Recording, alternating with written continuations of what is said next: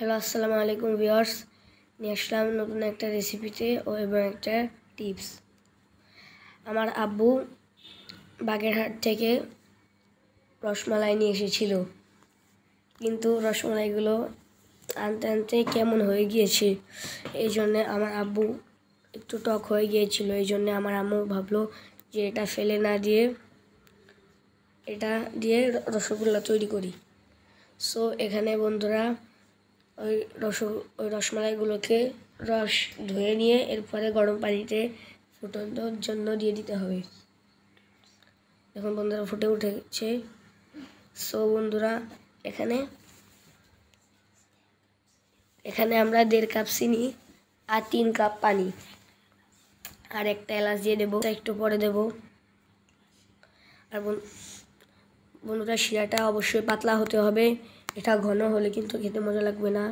So বন্ধুরা আপনারা শিরাটা অনেক পাতলা করবেন।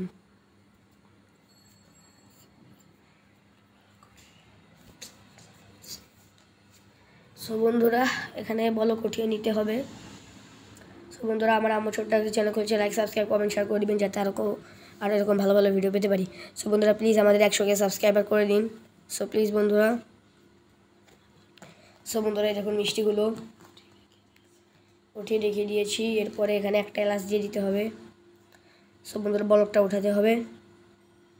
দেখুন বন্ধুরা বলক উঠে গিয়েছে।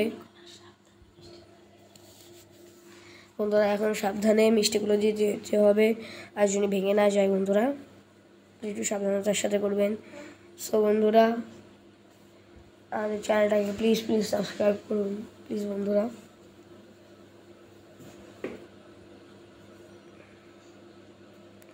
আর বন্ধুরা মিষ্টিটা খেতে অনেক মজা হয়েছে, আপনারাও বাড়িতে একবার ট্রাই করবেন।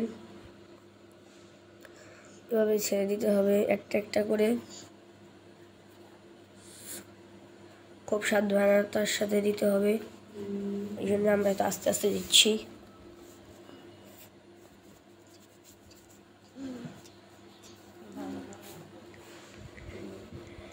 তো বন্ধুরা ভালো করে একবার ফুটিয়ে নিতে হবে।